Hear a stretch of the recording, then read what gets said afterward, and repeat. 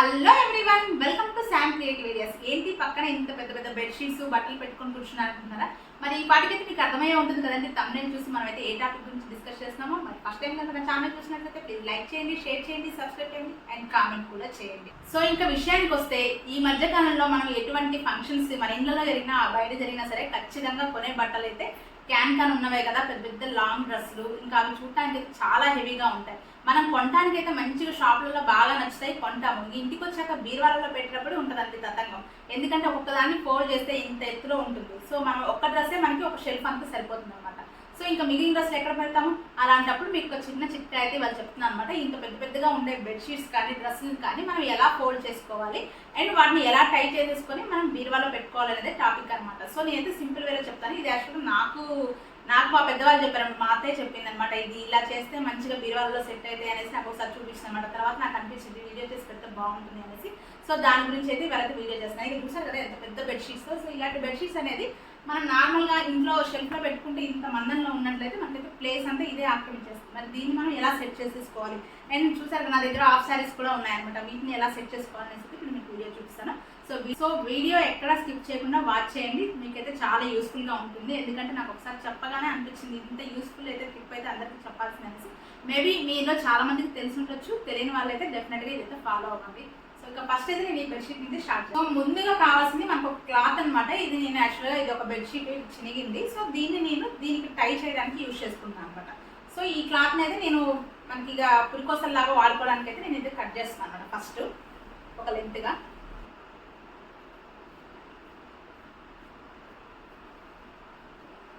దారాలైనా threads అయినా ఏదైనా టై చేసుకోవడానికి వాటి. సో ఇప్పుడైతే నేనైతే ఈ విధంగా అయితే కట్ చేసేసుకున్నాను. సో ఇంకా మీకు డిజైన్గా కావాలంటే డిజైన్గా కూడా కట్ చేసుకోవచ్చు. సో ఇట్లా ఈ షేప్లో అయితే కట్ చేసినాను. ఇట్లయితే బెడ్షీట్ స్టార్ట్ చేద్దాం. చూడండి పెద్ద బెడ్షీట్ పెద్దగా ఉంది.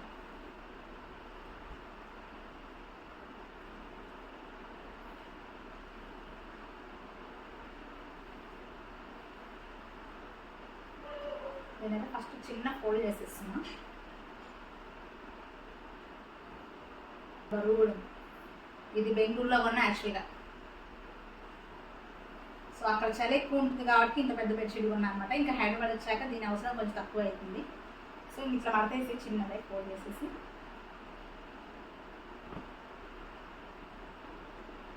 మనం జనరల్గా మడతేసుకుంటే మడతేసేసుకోండి. దీన్ని అయితే ఇట్లా ఆఫ్ చేసేసుకోండి. ఇలాంటి పెద్ద బెడ్షీట్ ఉన్న వాళ్ళు మేబీ మోస్ట్లీ ఇప్పుడు అందరికి ఇలాంటివి ఉంటాయి. ఎందుకంటే ఎవరైనా చుట్టాలు వచ్చినప్పుడైనా పడుకోవడానికి కనుక ఇట్లయితే ఫోల్డ్ చేసేసి నార్మల్గా మనం అయితే ఇట్లా వేసేసి ఇంట్లో పెట్టేస్తాం కదా, అలా కాకుండా సో ఈ విధంగా అయితే సన్నగా ఫోల్డ్ చేసాను. దాని తర్వాత ఇప్పుడు మనం ఏం చేయాలి? సో ఇలా ఫోల్డ్ చేసిన దాన్ని అయితే నేనైతే ఇలా రౌండ్గా మలిచేస్తున్నాను అనమాట. ఇక రౌండ్గా మలిచేయడం వల్ల ఏంటంటే మనకు అనేది స్పేస్ అనేది చాలా తగ్గుతుంది అనమాట. వెడల్పు అనేది తగ్గిపోతుంది, మంచిగా ఒక ఉండలాగా అయిపోతుంది అనమాట. ఇంకా దీన్ని అయితే నేను ఒక థ్రెడ్తో అయితే టై చేసేస్తాను. సో ఈ విధంగా అయితే రౌండ్ ఫోల్డ్ చేసుకోవాలి. ఇట్లా మనం ఇట్లా పెట్టిన తర్వాత మళ్ళీ ఇది ఆగదు కాబట్టి, సో ఈ విధంగా రౌండ్గా ఉన్నది ఇట్లా పెట్టేస్తే ఇది అలా ఓపెన్ అయ్యి వస్తుంది. కాబట్టి దీన్ని ఏం చేయాలంటే, సో ఈ క్లాత్ని అయితే దీనికి కట్టేస్తాం. క్లాత్ని అయితే మంచిగా కట్టేస్తాం.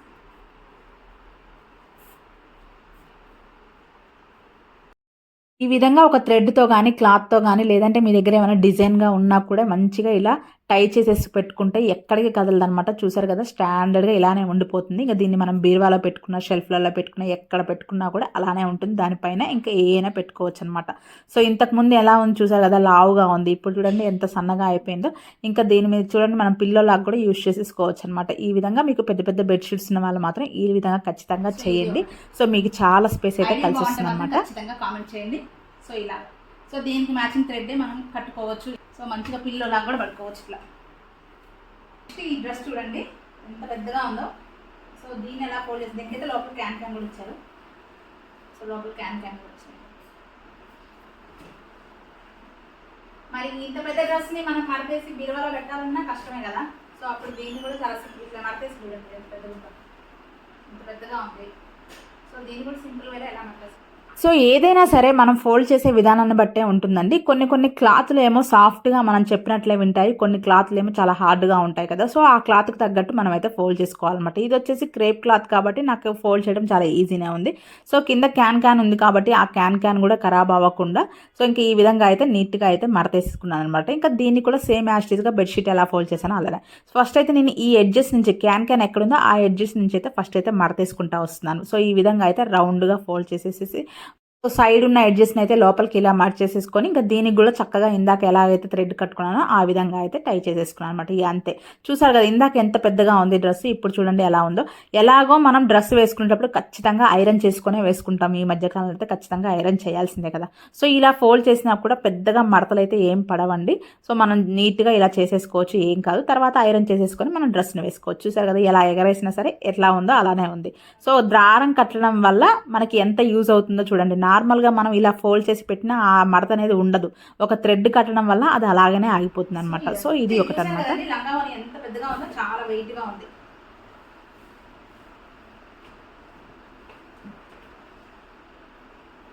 బ్రాడ్‌గా ఉంది. జనరల్‌గా మనం మామూలుగా ఇట్లా మడతేసి పెట్టేస్తే చూడండి ఎంత వచ్చిందో. సో దీన్ని మనం చిన్న ఫోల్డ్‌గా ఇద్దాం. సో దీనికి ఏంటంటే క్యాన్ హాఫ్ వరకు ఉంది కంప్లీట్గా. ఆ డ్రెస్ కొన్నిటికేమో కింద వస్తుంది. సో దీనికి వచ్చేసి క్యాన్ పై వరకు ఉందన్నమాట. సో ఇలాంటి వాటిని మనం ఈ విధంగా రౌండ్ షేప్లో ఫోల్డ్ చేయలేము అనమాట. సో దీనికి కూడా ఒక టెక్నిక్ లాగా యూజ్ చేసేసి మనం అయితే కడదాము. సో వీటిని అయితే నేను ఇలా మర్చుకుంటున్నాను, ఇలా అండ్ ఇలా. ఈ 2 స్టెప్స్ అయితే ఇక 3వ స్టెప్ వేస్తాను.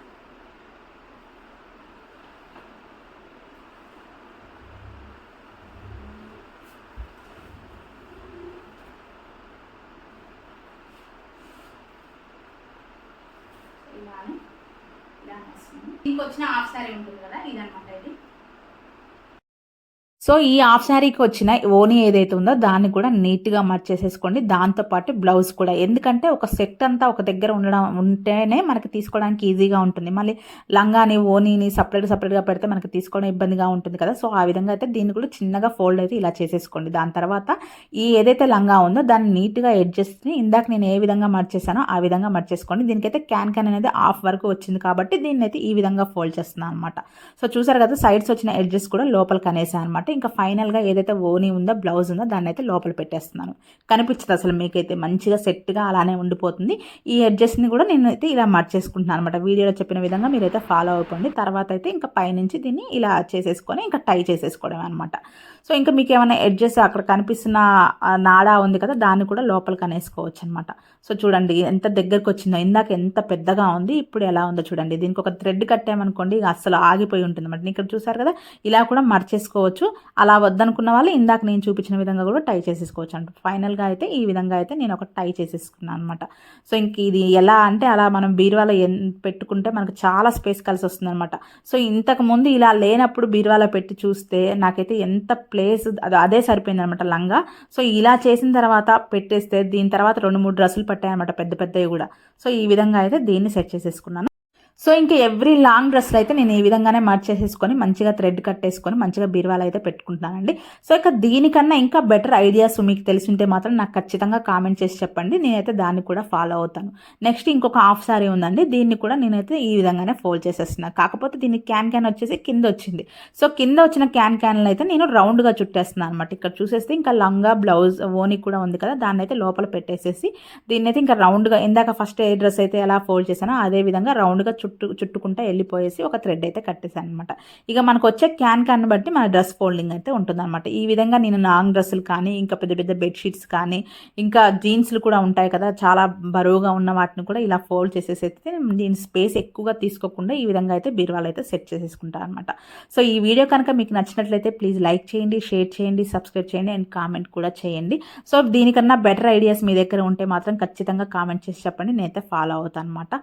So thank you for watching. Bye. So ఇక్కడ చూస్తే నేనైతే ఒకదాని మీద ఒకటి పెట్టేస్తున్నాను. మనకి బీరువాలో ఒక షెల్ఫ్లో నీట్గా ఈ 4 డ్రెస్సెస్ అయితే పడతాయన్నమాట. సో మామూలుగా పెడితే మనకు ఆ ఒక్క బెడ్షీట్ తప్పితే ఏది పట్టదు. సో ఈ విధంగా అయితే ఫోల్డ్ చేసేసి పెట్టుకోవడం వల్ల మనకి ఇంకా మనం దాన్ని ప్రెస్ చేస్తున్న కొద్దీ ఇంకా ఎక్స్ట్రా పెట్టుకోవచ్చు అనమాట. సో ఇలా చిన్న డ్రెస్సులు కూడా అలా ఫోల్డ్ చేసేసి పెట్టుకోవచ్చు.